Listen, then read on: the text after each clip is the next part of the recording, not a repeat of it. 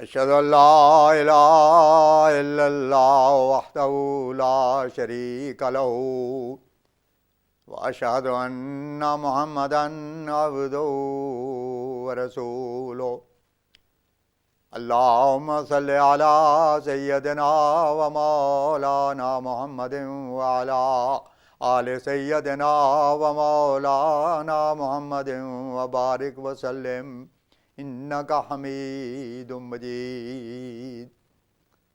خاتم الانبیاء حضرت محمد مصطفیٰ احمد مجتبی صلی اللہ علیہ وسلم کے غلام اور ہمارے امام حضرت مسیح موعود و مہدی مسعود علیہ السلام کے ایمان افروز اور روح پرور ملفوظات۔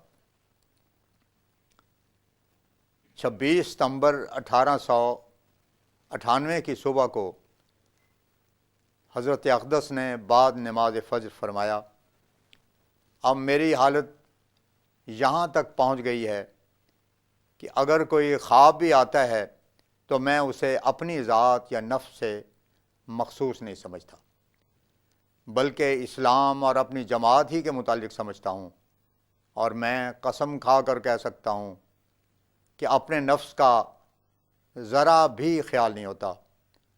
چنانچہ رات میں نے دیکھا کہ ایک بڑا پیالہ شربت کا پیا، اس کی حلاوت اس قدر ہے کہ میری طبیعت برداشت نہیں کرتی، بہیں ہمہ میں اس کو پیے جاتا ہوں۔ فرمایا شربت سے مراد کامیابی ہوتی ہے، اور یہ اسلام اور ہماری جماعت کی کامیابی کی بشارت ہے۔ اصل بات یہ ہے کہ جس قدر تعلقات انسان وسیع ہوتے جاتے ہیں، اسی قدر سلسلہ اس کے خواب کا بلحاظ تعلقات وسیع ہوتا چلا جاتا ہے۔ مثلا اگر کلکتے کا کوئی ایسا شخص ہو جس کو ہم جانتے بھی نہیں تو اس کے متعلق کوئی خواب بھی نہیں آئے گی۔ چنانچہ کئی سال پہلے جب مجھے صرف چند آدمی جانتے تھے، اس وقت جو خواب آتی تھی وہ ان تک ہی محدود ہوتی تھی، اور اب کئی ہزار سے تعلق رکھتی ہے۔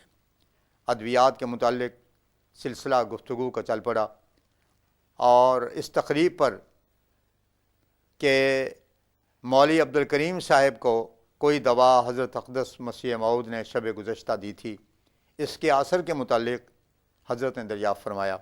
اس ضمن میں ایسٹرن سیرپ اور کچلا وغیرہ پر مختلف ذکر ہوتا رہا، اور ان کے خواص میں سے اعصاب کی تقویت کا تذکرہ ہوا، جس پر حضرت اقدس کو مولوی عبد الکریم صاحب نے اس امر کی طرف توجہ دلائی کہ عصب کے لفظ میں فلسفی بھری ہوئی ہے، کیونکہ عصب کے معنی ہیں باندھنا، اور پٹھے بھی انسان کے اعضاء کو رسیوں کی طرح باندھے رکھتے ہیں، اور بالمقابل نرو کے لفظ میں بجز لفظ کے کچھ بھی نہیں ہے۔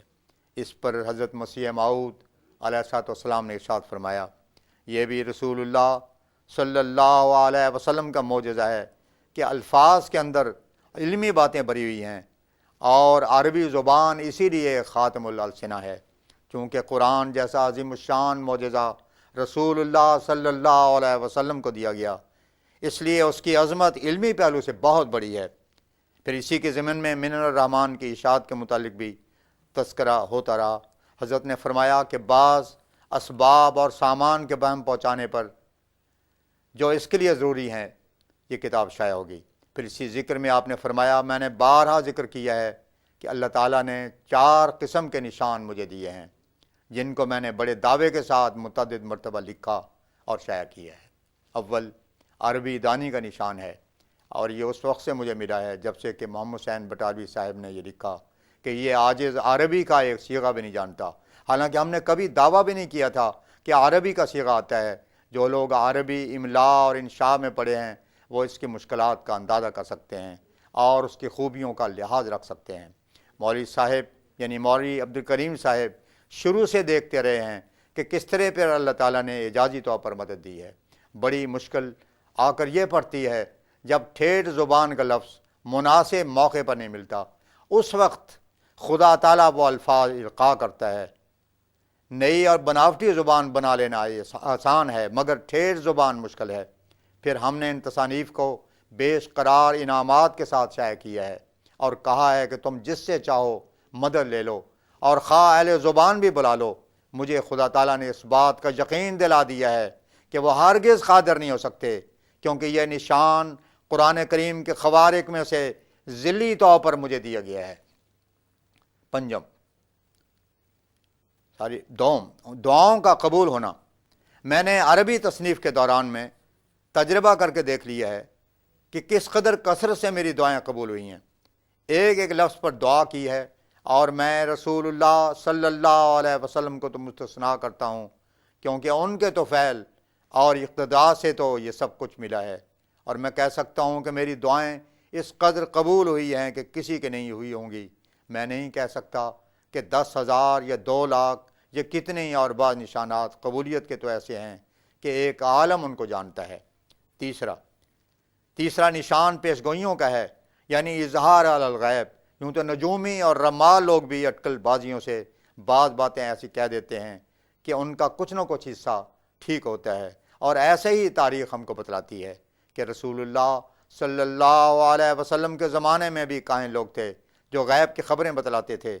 چنانچہ سطیح بھی ایک کاہن تھا، مگر ان اٹکل باز رمالوں اور کاہنوں کی غیب دانی اور معمور من اللہ اور ملہم کے اظہار غیب میں فرق ہوتا ہے کہ ملہم کا اظہار غیب اپنے اندر الہی طاقت اور خدائی ہیبت رکھتا ہے۔ چنانچہ قرآن کریم نے صاف فرمایا ہے، لا یظہر علی غیبہ احدا الا من ارتضی من رسول۔ یہاں اظہار کا لفظ ظاہر کرتا ہے کہ اس کے اندر ایک شوکت اور قوت ہوتی ہے۔ چوتھا نشان قرآن کریم کے دقائق اور معارف کا ہے، کیونکہ معارف قرآن اس شخص کے سوا اور کسی پر نہیں کھل سکتے جس کی تطہیر ہو چکی ہے۔ لا یمسہ الا المطہرون۔ میں نے کئی مرتبہ کہا ہے کہ میرے مخالف بھی ایک صورت کی تفسیر کریں اور میں بھی تفسیر کرتا ہوں، پھر مقابلہ کر لیا جاوے، مگر کسی نے جرأت نہیں کی۔ محمد حسین وغیرہ نے تو یہ کہہ دیا کہ ان کو عربی کا صیغہ نہیں آتا، اور جب کتابیں پیش کی گئیں تو بودے اور رکی کو عذر کر کے ٹال دیا کہ یہ عربی تو عربی کا چالو ہے، مگر یہ نہ ہو سکا کہ ایک صفائی بنا کر پیش کر دیتا اور دکھا دیتا کہ یہ عربی ہے۔ غرض یہ 4 نشان ہیں جو خاص طور پر میری صداقت کے لیے مجھے ملے ہیں۔ حضرت مسیح موعود خدائے ذوالعرش کے نشانوں پر روشنی ڈالتے ہوئے کیا خوب فرماتے ہیں، میں بھی ہوں تیرے نشانوں سے جہاں میں ایک نشان، جس کو تو نے کر دیا ہے قوم و دین کا افتخار۔ صاف دل کو کثرت اعجاز کی حاجت نہیں، ایک نشان کافی ہے گر دل میں ہو خوف کردگار۔ وآخر دعوانا ان الحمدللہ رب العالمین۔